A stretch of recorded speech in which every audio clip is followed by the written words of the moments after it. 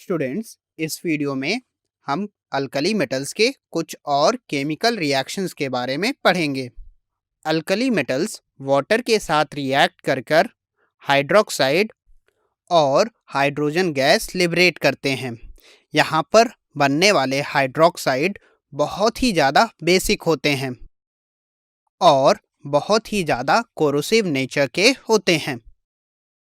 Lithium के लिए standard reduction potential की वैल्यू सबसे ज़्यादा नेगेटिव होती है, क्योंकि जब हम लिथियम को वाटर में डालते हैं तो बनने वाले लिथियम आयन को वाटर मॉलिक्यूल चारों तरफ से सराउंड करते हैं और लिथियम आयन का साइज छोटा होने के कारण इसके लिए हाइड्रेशन एनर्जी बहुत ही ज़्यादा होती है और यह वाटर मॉलिक्यूल से काफ़ी ज़्यादा सराउंडेड होता है। As the result lithium ion की स्टेबिलिटी काफ़ी ज़्यादा बढ़ जाती है और यह आसानी से रिड्यूस होकर लिथियम मेटल बनाना प्रेफर नहीं करता है। लेकिन लिथियम की वाटर के साथ रिएक्शन सोडियम के कंपैरिजन में कम विगरस होती है। सोडियम की ग्रुप में रिडक्शन पोटेंशियल वैल्यू सबसे कम होती है। ये metals proton donors like alcohol, ammonia या फिर अल्काइंस के साथ भी रिएक्ट करके करस्पॉन्डिंग सॉल्ट्स फॉर्म करते हैं। चलिए अब हम बात करते हैं रिएक्शन विथ हाइड्रोजन की। ये मेटल हाइड्रोजन के साथ रिएक्ट करके मेटालिक हाइड्राइड्स फॉर्म करते हैं, जो कि एक आयनिक सॉलिड्स होते हैं। आयनिक नेचर के कारण ही इन हाइड्राइड्स का melting point non metal hydrides के मेल्टिंग पॉइंट के कंपैरिजन में काफ़ी ज़्यादा होता है। यदि हम इन हाइड्राइड्स की थर्मल स्टेबिलिटी की बात करें तो ग्रुप में नीचे जाने पर हाइड्राइड्स की थर्मल स्टेबिलिटी डिक्रीज़ करती है, क्योंकि जैसे जैसे हम ग्रुप में नीचे जाते हैं तो हाइड्राइड्स की लैटिस वीक होने लगती है और इनकी थर्मल स्टेबिलिटी डिक्रीज़ कर जाती है। अगर हम अल्कली मेटल्स को हैलोजेंस के साथ रिएक्ट कराते हैं तो ये एमएक्स टाइप हैलाइड्स बनाते हैं। इसमें लिथियम के मेजर हैलाइड्स कोवेलेंट नेचर के होते हैं, वहीं बाकी सारे मेटल्स के हैलाइड्स आयनिक नेचर के होते हैं। लिथियम के केस में ऐसा इसलिए होता है क्योंकि Li प्लस आयन का साइज बहुत ही कम होने के कारण इसकी पोलराइजिंग पावर या फिर कहें अनायन को पोलराइज करने की कैपेबिलिटी बहुत ज़्यादा होती है और फजान्स रूल के अकॉर्डिंग अगर अनायन ज़्यादा पोलराइज होगा तो उस कंपाउंड में कोवेलेंट नेचर उतना ज़्यादा होगा। यदि हम लिथियम के हैलाइड्स में कोवेलेंट नेचर की बात करें तो उसका ऑर्डर हमें कुछ इस तरह से मिलता है। इसमें लिथियम आयोडाइड सबसे ज़्यादा कोवेलेंट नेचर का होता है। यदि हम अल्कली मेटल्स के रिड्यूसिंग नेचर की बात करें तो बाकी सारे मेटल्स के कंपैरिजन में अल्कली मेटल्स बहुत ही स्ट्रॉन्ग रिड्यूसिंग एजेंट होते हैं।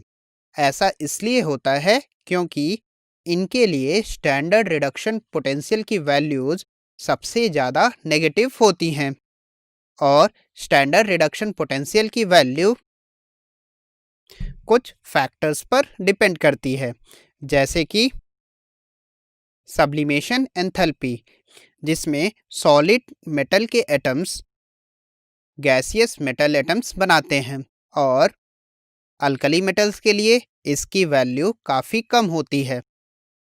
वहीं दूसरा फैक्टर होता है आयनाइजेशन एंथैल्पी, जिसमें gaseous atoms gaseous cations form करते हैं। यहाँ पर भी अल्कली मेटल्स के लिए आयनाइजेशन एंथैल्पी की वैल्यू काफ़ी कम होने के कारण इनका भी नेगेटिव इलेक्ट्रोड पोटेंशियल होने में काफ़ी ज़्यादा कंट्रीब्यूशन होता है। फिर तीसरा और बहुत ही इम्पॉर्टेंट फैक्टर होता है हाइड्रेशन एंथैल्पी, जिसमें वाटर मॉलिक्यूल आयंस को सराउंड करके उसे हाइड्रेट करते हैं और अल्कली मेटल्स के लिए हाइड्रेशन एंथैल्पी की वैल्यू भी काफ़ी ज़्यादा होती है। अगर हम इन तीनों फैक्टर्स को कंबाइन कर कर देखें तो हम यह कह सकते हैं कि अल्कली मेटल्स बहुत ही आसानी से इलेक्ट्रॉन लूज कर सकते हैं और खुद ऑक्सीडाइज होकर दूसरे सब्सटेंस को रिड्यूस करने में हेल्प करते हैं।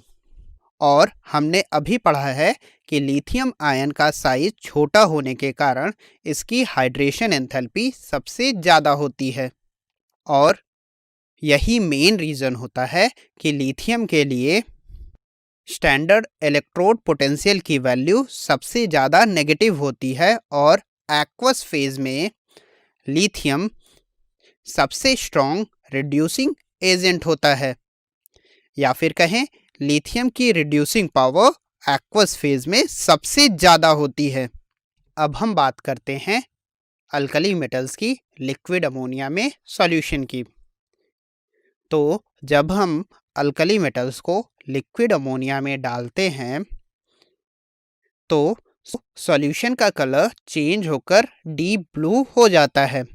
ऐसा इसलिए होता है क्योंकि जब हम मेटल को अमोनिया में डालते हैं तो यह आयनाइज होकर अमोनिया के साथ मेटल अमोनियम कॉम्प्लेक्स बनाता है और रिलीज हुए फ्री इलेक्ट्रॉन को अमोनिया सॉल्वेट कर कर अमोनिएटेड इलेक्ट्रॉन बनाता है और इसी अमोनिएटेड इलेक्ट्रॉन के प्रेजेंस के कारण ही सॉल्यूशन विजिबल रीजन की लाइट को एब्जॉर्ब कर लेता है, जिससे कि इसका कलर डीप ब्लू हो जाता है। सिंस सॉल्यूशन में एक अनपेयर्ड इलेक्ट्रॉन प्रेजेंट होता है, इसीलिए यह सॉल्यूशन पैरामैग्नेटिक नेचर का होता है। लेकिन जैसे जैसे रिएक्शन आगे प्रोसीड होती है तो यहाँ पर धीरे धीरे हाइड्रोजन गैस लिबरेट होता है और अमाइड फॉर्म होते हैं, जिसको हम इस इक्वेशन की हेल्प से समझ सकते हैं कि सॉल्यूशन में प्रेजेंट मेटल आयन अमोनिया के साथ रिएक्ट करके अमाइड और हाइड्रोजन गैस बना रहा है। सिंस सॉल्यूशन में प्रेजेंट अनपेयर्ड इलेक्ट्रॉन यहाँ पर कंज्यूम हो जाता है, इसीलिए यह सॉल्यूशन अब डायामैग्नेटिक नेचर का हो जाता है और इसका कलर चेंज होकर ब्राउन कलर का हो जाता है।